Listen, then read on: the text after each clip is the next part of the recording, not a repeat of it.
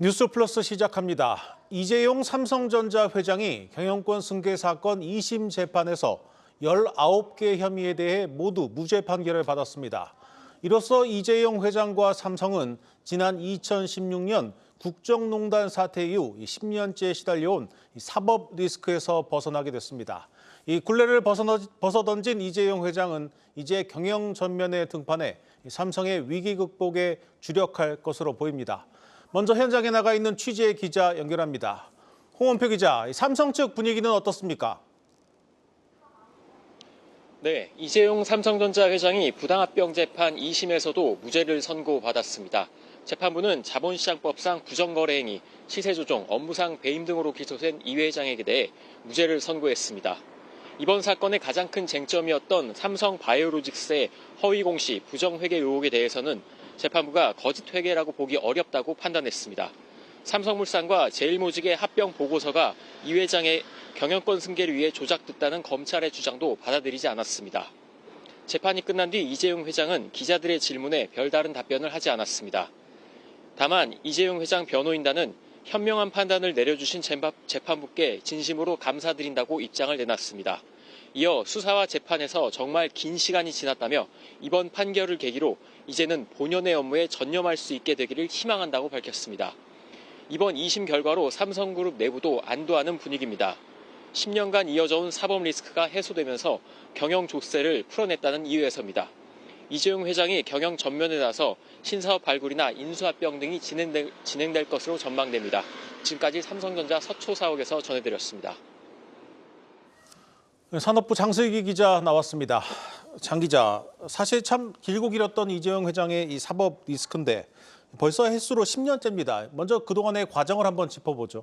네, 맞습니다. 횟수로 10년이고요. 이 기간 이 회장이 출석한 재판만 무려 100회가 넘습니다. 네. 예, 이 회장은 지난 2015년 9월 있었던 삼성물산과 제일모직의 합병 과정에서 이 경영권 승계와 지배력 강화를 위해서 각종 부정거래와 이 시세 조종 등에 관여한 혐의로 기소됐습니다. 이 당시 제일모직의 지분만 보유하고 이 삼성물산의 지분을 보유하고 있지 않았던 이 회장이 경영권 승계를 위해서 두 회사의 합병을 무리하게 추진했다는 이유인데요. 이 과정에서 제일모직의 가치를 높이기 위해 이 자회사였던 삼성바이오로직스 그리고 삼성바이오에피스의 회계 처리를 변경했다는 이 분식회계 의혹까지 더해지면서 혐의만 무려 19개였습니다. 네. 예, 하지만 이 지난해 2월 있었던 1심 재판에서 이 재판부는 두 회사의 합병이 이 회장의 승계나 지배력 강화만을 유일한 목적으로 이뤄진 것이 아니기 때문에 부당하다고 볼 수 없다. 이렇게 하면서 19개 혐의에 대해 모두 무죄를 선고했습니다. 이후 검찰은 이 항소심을 통해서 새 증거를 2천여 건 넘게 제출을 했고요. 특히 삼바와 에피스에 대한 분식회계를 강조하면서 이 회장에 대해 징역 5년을 구형했는데 이번에도 받아들여지지 않은 겁니다. 네. 이재용 회장 이제 사법 리스크에서 완전히 벗어나게 됐습니다. 이재용 회장의 뉴 삼성이 시작될 것이다 이런 기대도 있던데 어떤 변화가 예상되고 있습니까? 네, 사실 일각에서는 이 총수의 사법 리스크와 경영은 별개로 봐야 한다. 이런 해석들도 좀 네. 있긴 합니다만 이번 판결로 이 회장이 경영 전면에 나설 것이 유력해진 만큼 삼성의 변화도 불가피할 전망입니다. 먼저 재계에서는 이 회장의 등기이사 복귀와 과거 미래전략실과 같은 컨트롤타워 부활에 주목하고 있습니다. 이 회장은 지난 2020년 10월 회장에 취임한 뒤 이 삼성을 초일류 기업으로 재도약시킨다는 뉴 삼성을 좀 제시를 했는데요. 이 10여 년간 사법 리스크에 발목이 잡히면서 관련 메시지를 단 한 번도 낸 적이 없습니다. 네. 현재 삼성이 이 밸류업 측면에서도 또 그리고 반도체 사업에서도 그 어느 때보다 위기에 처해 있다는 평가가 나오고 있는 만큼 이 회장의 강력한 리더십과 또 책임 경영이 필요한 시기이기도 합니다. 이 삼성 측은 현재 이번 항소심 결과에 대해서 별도의 입장은 좀 발표하고 있지 않는데요. 하지만 이 회장의 본격적인 경영 복귀와 함께 공식 메시지가 있을 가능성이 좀 크고요.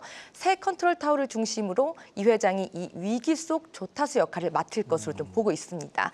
또 여기에 8년 전 이 오디오 전장 기업이었던 하만 인수 이후 사실상 멈춰 있었죠. 네. 대형 M&A나 대규모 투자 움직임도 다시 본격화될 것으로 기대가 되고 있습니다. 특히 반도체 부분에서도 지난 4분기에 선두주자를 SK 하이닉스에 좀 내줬고요. 파운드리 사업에서도 대만 TSMC와 격차가 좀 더 벌어지고 있는 만큼 이 회장의 경영 참여는 좀 고전하고 있는 반도체 부분의 글로벌 경쟁력 확보에도 영향을 줄 것으로 전망되고 있습니다. 네. 그런데 검찰이 대법원에 상고할 가능성도 남아있지 않습니까? 네, 물론 가능성이 있습니다. 하지만 이 대법원은 법리 해석과 적용만 판단하는 법률심이기 때문에 1심과 2심에서 모두 무죄가 나온 만큼 결과가 뒤바뀔 확률은 극히 낮다고 법조계에서는 좀 네. 보고 있습니다. 또 2심에서 이 검찰이 제출한 증거가 1심과 마찬가지로 인정이 되지 않은 만큼 이 검찰의 무리한 기소도 좀 논란이 될 수가 있거든요. 이 부분이 부담으로 좀 작용할 수가 있다. 이런 해석도 나오고 있습니다. 마지막으로 이제 이재용 회장의 무죄 선고에 대해서 경제계, 재계에서도 반응이 나오고 있죠. 네, 재계는 2심 판결을 상당히 반기는 분위기입니다. 한국경영자총협회는 이날 판결 직후 이 삼성의 사법 리스크로 인한 불확실성이 해소돼서 매우 다행스럽다고 이렇게 입장을 밝혔습니다. 특히 AI나 반도체, 또 첨단 기술의 글로벌 경쟁이 좀 치열해지는 상황에서 앞으로 삼성전자가 보다 과감하고 적극적인 투자와 연구 개발을 통해서 세계 시장을 선도, 그리고 국가 경제 발전에도 매진해 주길 바란다, 이런 기대감을 또 내비쳤고요. 조금 전에 이제 대한상공회의소에서도 기업 경영의 불확실성이 크게 해소될 것이다, 이런 입장을 공식적으로 밝혔습니다. 네, 잘 들었습니다. 산업부 장슬기 기자였습니다.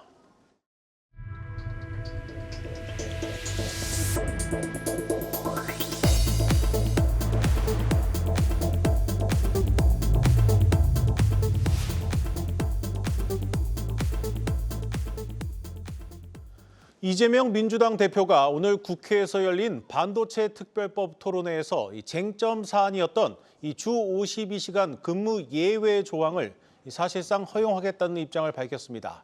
이 야당의 반대로 국회에서 잠자고 있던 이 반도체 특별법 논의가 다시 급물살을 타고 있습니다. 이 세종 스튜디오 연결합니다. 전민정 기자. 네, 이재명 대표가 오늘 이제 사실상 주 52시간 근무 예외를 허용하겠다는 취지의 발언을 한 거죠? 네, 그렇습니다. 정부 보조금 등 반도체 산업에 대한 세부 지원책을 담고 있는 반도체 특별법은 기업 경쟁력 강화를 위해 반드시 통과돼야 할 법안으로 꼽혀왔는데요. 그동안 야당이 반도체 연구개발 인력들이 주 52시간 넘게 일할 수 있도록 근로기준법상 예외를 두는 이른바 화이트칼라 이그젬션 조항을 절대 수용할 수 없다는 입장을 고수하면서 반도체 특별법은 장기간 국회 문턱을 넘지 못했습니다. 반도체 산업에만 근로시간 예외를 적용할 경우 다른 직종과의 형평성 논란이 불거질 수 있다는 게 야당의 주장이었는데요. 하지만 이재명 민주당 대표가 지난달 신년 기자간담회에서 반도체 특별법과 관련해 실용적으로 판단하겠다고 밝히며 기류가 변했습니다. 오늘 토론회에서는 이보다 더 전향적인 입장을 내놨는데요. 이 대표는 특정 주력 산업의 연구개발 분야, 고소득 전문가들이 동의할 경우 예외로 몰아서 일하게 해주는 게 왜 안 되냐 하니 할 말이 없더라라며 결국은 이해 당사자를 포함해 국민의 입장에서 어떤 게 더 합리적인지 조정할 수밖에 없을 것이라고 발언했습니다. 해석해보자면 일정 연봉 이상 고소득자 등에 한해 주 52시간 적용 대상에서 제외할 수 있다는 건데요. 이와 함께 이 대표는 근로시간 총량을 유지하고 몇 년간 한시적으로 허용한 후 필요할 경우 연장할 수 있다는 전제 조건도 함께 내걸었습니다. 네, 민주당 내 기류가 주 52시간 예외 적용 반대에서 수정 보완으로 바뀌고 있는 건 분명해 보이는데 문제는 이 노동계의 반발을 넘을 수 있느냐입니다. 현재 어떤 상황입니까? 오늘 토론회에서도 노동계와 경영계 양측의 입장차는 좁혀지지 않았는데요. 경영계에선 제품 개발과 검증에 최소 6개월, 길게는 1년의 집중 근로가 필요한 반도체 산업 특성상 경직된 근로시간이 기업 경쟁력에 걸림돌로 작용할 수 있다고 우려했는데요. 특히 AI 시대 미국 빅테크 등 고객사의 요구를 맞추려면 시차를 고려한 유연한 근로시간이 필수적이라고 강조했습니다. 반면 노동계는 장시간 노동 증가와 산업재해 위험을 이유로 반대 입장을 분명히 했습니다. 양대 노총도 오늘 긴급 기자회견을 열고 이 대표를 향해 반도체 특별법 논의 중단을 강하게 요구했습니다. 이에 이 대표는 논의가 길어질 경우 주 52시간 제외 조항을 뺀 반도체 특별법을 일단 통과시키고 추가 논의를 이어가는 방안도 검토하겠다는 절충안을 내놓기도 했습니다. 어쨌든 민주당이 전향적인 태도를 보이면서 이 반도체 특별법 처리에는 속도가 붙지 않겠습니까? 맞습니다. 이재명 대표 등 민주당 지도부는 이날 들은 노동계와 경영계 양측의 입장을 토대로 빠른 시일 내에 반도체 특별법과 관련한 입장을 정리한다는 방침인데요. 우원식 국회의장도 오늘 임시국회 개회식에서 반도체 특별법 등 미래 먹거리 산업 지원 법안 협상을 신속하게 마무리 지어야 한다며 조속한 법안 처리의 당위성에 힘을 실었습니다. 출범 이후 한 달여간 공전했던 여야정 협의체도 이르면 이번 주 실무협의가 다시 시작되는데요. 이 자리에서 반도체 특별법도 논의 테이블에 오를 가능성이 점쳐집니다. 다만 민주당 내에선 여전히 의견이 엇갈리고 있어 합의까지는 시간이 걸릴 것으로 보입니다. 지금으로선 반도체 산업 R&D 고액 연봉 연구자에만 한정 적용, 일몰제 도입 등 특정 조건을 붙여 예외 조항을 허용하는 방식이 유력한 상황인데요. 환경노동위원회 소속 민주당 의원들이 주 52시간 예외 적용 문제를 특별법이 아닌 근로기준법 손질을 통해 논의해야 한다고 주장하고 있어 보조금 지원 등 다른 내용을 먼저 처리한 후 반도체 노동위원회는 추후에 개정하는 방식으로 여당에 제시할 수 있다는 분석도 나옵니다. 지금까지 세종 스튜디오에서 전해드렸습니다.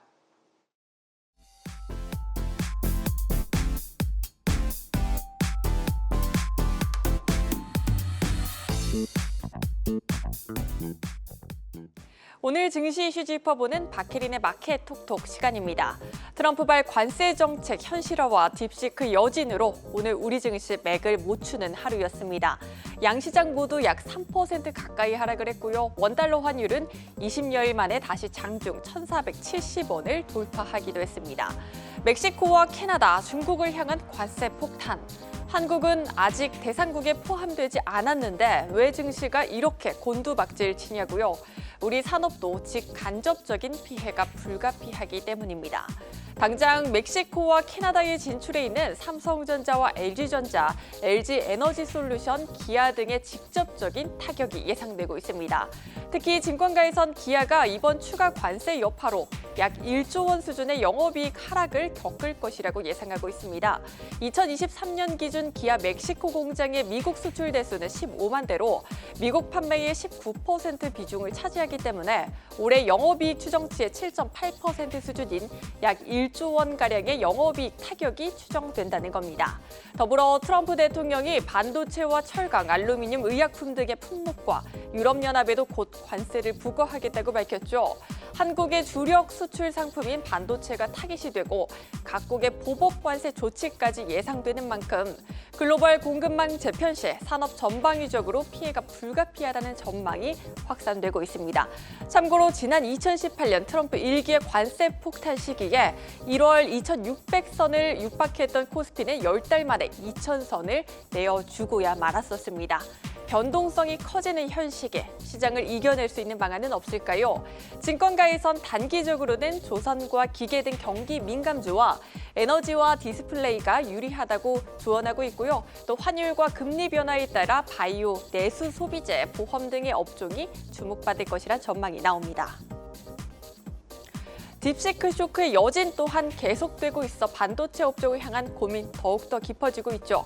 단기적 출렁임은 어쩔 수 없겠지만 전문가들은 장기적으로 봤을 때 딥시크의 출현이 호재라며 급락시 반도체 업종에 대한 비중을 늘리는 방안이 유용하다라고 조언하고 있습니다.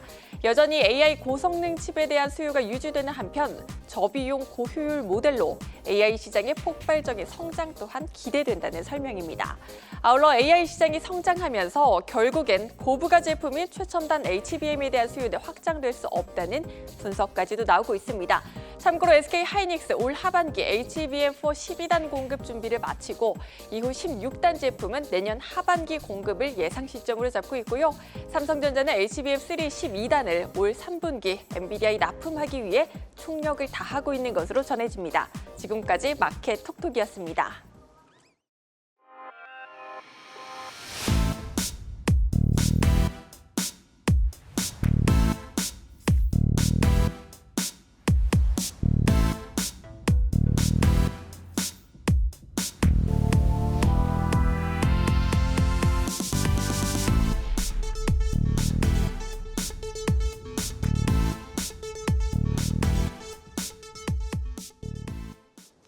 지난해에 이어 올해도 문 닫는 건설사들이 쏟아질 것이란 이른바 4월 위기설이 고개를 들고 있습니다.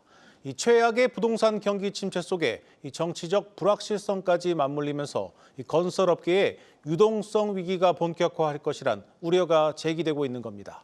취재 기자와 자세히 들여다보겠습니다. 부동산부 방서우 기자 나왔습니다. 방 기자, 이 최근 들어서 문 닫는 건설사들이 크게 늘고 있죠? 네, 그렇습니다. 이 주택 경기 침체가 이어지면서 주택 건설업에 새로 뛰어드는 업체는 줄고 반대로 이제 문을 닫는 곳은 늘고 있습니다. 네. 실제로 지난 한 해 동안 이제 421곳의 업체가 주택 건설업에 신규로 등록했는데요. 연간 기준으로 지난 2009년, 그러니까 글로벌 금융위기 이후 15년 만에 가장 적었습니다. 반면 같은 기간 주택 건설업 등록을 잦은 반납한 업체는 796곳이나 됐습니다.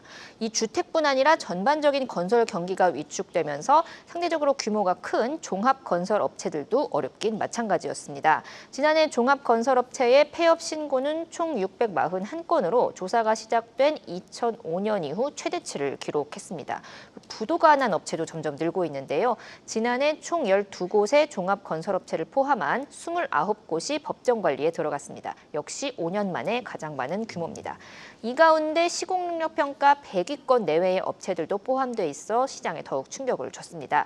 10평 58위의 신동아 건설은 물론 경남 지역 2위 건설사인 대저건설까지 무너졌습니다. 올해 들어서도 벌써 58곳의 종합건설업체가 폐업을 신고한 것으로 파악되는데요. 결국 지난 한 달간 하루 평균 2곳씩 문을 닫은 셈입니다. 네, 그래서 이른바 4월 위기설이 고개를 들고 있습니다. 결국 미분양이 늘어나고 공사비 손실이 커지면서 자금난이 번지고 있다, 이렇게 보면 되겠죠? 사실 그런데 이 건설업계에서는 공포가 커졌으면 커졌지 좀 이 4월 위기설이 잠잠해진 적은 없다고 이제 입을 모았습니다. 10평 16위로 규모가 상대적으로 큰 이 태형건설의 경우는 이제 정부가 나서서 좀 유동성 공급을 해줬기 때문에 이제 위기설이 가라앉은 것이지 네. 지방 중소업체들은 이제 계속 무너지고 있었다는 거죠. 그런데 이제는 이 신동아 건설 같은 수도권을 기반으로 사업을 영위하는 중견사까지 위태로워진 상황이고요. 앞서 유동성 위기를 겪은 롯데건설과 태형건설도 이 대출 만기 연장 등으로 급한 불을 끈 것이지 본질적인 문제가 해결된 것은 아니라는 지적입니다. 네, 이제는 지방 건설사나 이 중견 건설사들의 위기를 넘어서 이 대형 건설사들도 안심할 수 없다, 이런 분석이 나오고 있는데 최근 현대건설 역대급 어닝 쇼크를 보면 분위기가 좀 심상치 않아 보입니다. 네, 이 건설업계 맏형으로 군림하던 이 현대건설마저 지난해 1조 2천억 원의 영업 적자를 기록하면서 23년 만에 가장 큰 손실을 냈습니다. 이 고환율과 원자재 가격 상승 기조가 지속되면서 수익성을 갉아먹었고 특히 자회사 현대엔지니어링의 해외 사업장 손실이 컸습니다. 다만 이제 이런 대규모 비용을 지난해 4분기에 몰아서 반영하는 빅베스 전략을 택했기 때문에 좀 단기간에 조단위 손실이 나왔다는 게 회사 측 입장인데요. 이 빅베스란 목욕을 해서 더러운 때를 씻어내듯 과거의 부실 요소를 한 회계 연도에 모두 반영해 위험 요인을 일시에 제거하는 회계 기법을 의미합니다. 특히 현대건설처럼 최고 경영자가 새로 부임한 회사라면 전임자 임기 당시에 손실을 최대한 털어내려는 경향을 보이기는 합니다. 이 대규모 손실을 미리 실적에 반영하면 이 교체된 최고 경영자는 부담을 덜고 업무를 할 수 있고 향후 실적 개선도 더 쉽게 이뤄낼 수 있기 때문인데요. 하지만 이제 실적에 이런 거를 나중에 반영하든 지금 반영하든 대규모 손실이 있었다는 점은 변함이 없습니다. 네, 이번 주에도 GS건설과 대우건설, DLENC 등 대형사 실적 발표가 대거 예정돼 있는데요. 검단 사태 이후 기저 효과가 지속 중인 이제 GS건설 말고는 연간 영업이익 감소가 전부 불가피합니다. 네. 그래서 이제 일각에서는 현대건설을 시작으로 대형사들이 그동안 드러나지 않은 부실을 좀 한 번에 털어내려는 움직임이 나타날 수 있다고 전망했습니다.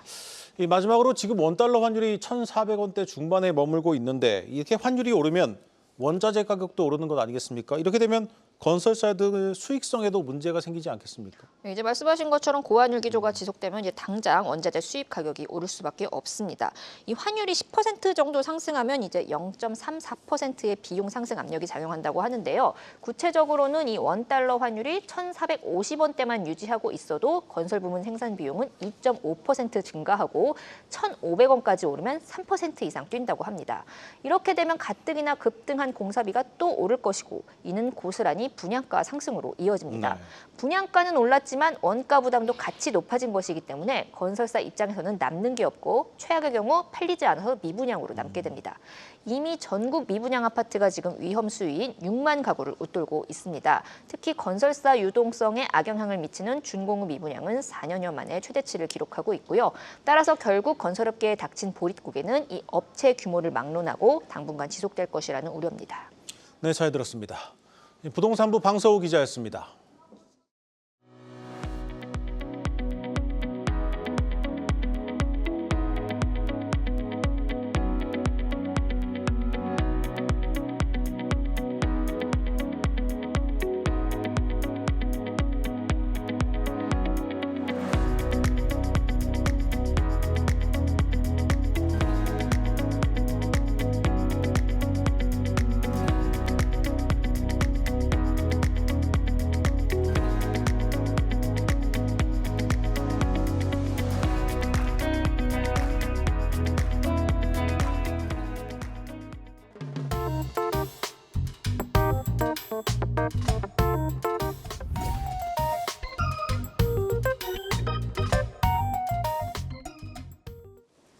이 주식시장이 맥을 추지 못하면서 이 주가 하락 손실을 100% 보존해준다는 이 버퍼형 상장지수 펀드에 대한 이 투자자들의 관심이 늘고 있습니다. 아직까진 물 건너 미국에 있는 상품인데 국내에서도 다수의 운용사들이 출시를 검토하고 있습니다. 증권부 조현 기자 나왔습니다. 조 기자, 버퍼형 ETF 말 그대로 완충 장치가 있는 상장지수 펀드다 이렇게 해석하면 되겠습니까? 그렇습니다. ETF에서 손실이 발생할 때 이를 막아주는 구조를 갖고 있는 상품입니다. 하지만 공짜 점심은 없죠. 손실을 막아주는 만큼 수익률의 상한선이 정해져 있고 다른 ETF들과 달리 만기가 있는 상품입니다. 그래서 짧게는 6개월, 길게는 2년까지 보유해야만 합니다. 네. 사실 국내 투자자들에게는 버퍼 ETF가 다소 생소하지만 미국 ETF 시장에서는 가장 빠르게 성장하는 영역 중 하나입니다. 일례로 지난해 마지막 주에 상장된 20개 ETF 중에 13개가 버퍼형이었고요. 지난 한 해 전체 신규 상장된 파생 상품형 ETF 중에서 커버드콜, 레버리지 같은 상품을 제치고 가장 많은 비중을 차지하기도 했습니다. 그러니까 미국에서는 이 커버드콜 ETF의 인기를 이 버퍼형이 이어가고 있다는 건데 네. 그렇다면 이제 커버드콜 ETF와 이 버퍼형 ETF는 구조가 어떻게 다른 겁니까? 그러니까 커버드콜 ETF는 기초 자산을 매수하면서 콜옵션을 매도해서 얻는 옵션 프리미엄을 매달 분배금으로 지급하는 구조입니다. 그래프에서 보시듯이 상방이 막혀 있어서 수익은 제한되지만 횡보장에서 유리합니다. 최근 개인 투자자들 사이에서 배당 투자 붐이 일면서 커버드콜 ETF 투자도 함께 급증했죠. 그런데 버퍼 ETF는 이 커버드콜 콜옵션 매도에 풋옵션 매수 매도를 더합니다. 그래서 콜옵션 프리미엄으로 얻은 수익을 분배금으로 주지 않고 이를 활용해서 풋옵션을 매수해서 주가 하락에 대한 손실을 방어한다. 이렇게 보시면 되겠습니다. 그런데 이 투자 손실을 100% 보전한다는 게 가능한지 좀 궁금합니다. 이 상품 구조가 어떻게 구성되어 있습니까? 먼저 대표 버퍼 ETF 상품들을 좀 살펴보겠습니다. 네. 미국 최대 ETF 운용사인 이노베이터의 US 에쿼티 파워 버퍼 ETF입니다. 기초 자산은 S&P 500 추종하는 ETF 스파이. 많이들 알고 계시죠? 스파이를 추종하고 있는데 이 상품의 경우 손실 보전 비율이 15%, 수익 상한은 14.24%입니다. 그래서 지난해 이 스파이 수익률을 보면 24.89% 정도인데 약 10%의 수익률을 포기한 셈이 됩니다. 네. 하지만 스파이가 18% 넘게 떨어졌던 2021년에 투자했다면 손실이 한 마이너스 3에서 5% 정도에 그칠 수가 있었습니다. 네. 그리고 앞서 이야기한 손실 100% 보전해주는 버퍼 ETF들도 최근 쏟아졌는데요. 그만큼 어떻게 보면 이제 증시 급락장을 우려하는 투자자들이 많다라는 네. 뜻이겠죠. 그래서 이들은 대부분 이제 수익 상한이 만기 기간에 따라 차이 나는데 한 7에서 8% 수준입니다. 그래서 S&P 500 지수의 연평균 수익률이 약 한 8에서 10% 정도인 것을 감안하면 납득되는 수치인데 최근 2년에 S&P 500이 매해 25에서 26% 오르지 않았습니까? 그것을 대입하면 좀 매력적이지 않을 수도 있습니다. 네, 그렇다면 이제 곧 국내에서도 이 버퍼형 ETF를 만나볼 수 있게 되는 겁니까? 올해 가장 이목이 쏠리는 상품 중에 하나가 버퍼형 ETF인 건 맞습니다. 또 다른 하나는 이제 비트코인 현물 ETF겠죠. 네. 다수의 운용사가 지난해부터 사실은 이 버퍼 ETF 출시를 검토하고 있거든요. 그런데 두 가지 걸림돌이 있습니다. 하나는 금융당국의 심사 기조고요. 또 다른 하나는 투자자들의 니즈, 그러니까 과연 네. 수요가 있겠느냐라는 부분입니다. 먼저 버퍼 ETF를 한국에서 출시하더라도 이 손실 제로라는 표현을 당국에서 받아들이기가 좀 쉽지 않아 보입니다. 앞서 커버드콜 ETF에서도 몇 퍼센트 프리미엄 이런 목표 수익률을 상품명에 쓰지 못하도록 경고해서 대거 이름을 변경한 사례가 있었죠. 그래서 투자자 보호 측면에서도 이 상품 구조가 복잡하다 보니까 설명하기가 상당히 어려움이 있다 이렇게 토로를 했고요. 그리고 국내에서 이제 버퍼 ETF 투자자 수요가 있을지도 미지수입니다. 상대적으로 국내 주식 투자자들은 아무래도 수익률 극대화에 더 무게를 두지 않습니까? 그래서 버퍼 ETF와 상품 구조는 다르지만 타겟 투자자군이 이 안정 추구형으로 비슷한 저변동성 ETF들이 지난해 거래량 저조로 대거 상폐된 바 있습니다. 반면 미국에서는 이제 비트코인 버퍼 ETF도 나오고 있고 커버드콜을 반대로 뒤집어서 손실을 방어하기보다는 수익을 더 확대하는 엑셀러레이터 ETF 등도 나오고 있습니다. 국내 시장에서도 이 각종 테마형 ETF가 레드오션이 되면서 새 옵션 구조와 상품 시장에 누가 퍼스트 펭귄이 될지 주목하고 있습니다. 네, 잘 들었습니다.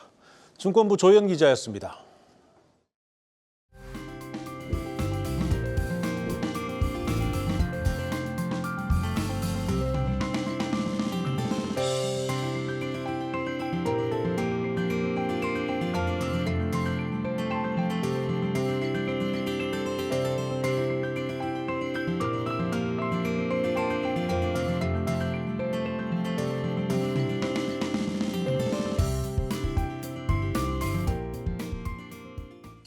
오늘 준비한 뉴스 플러스는 여기까지입니다. 함께해 주신 여러분 고맙습니다.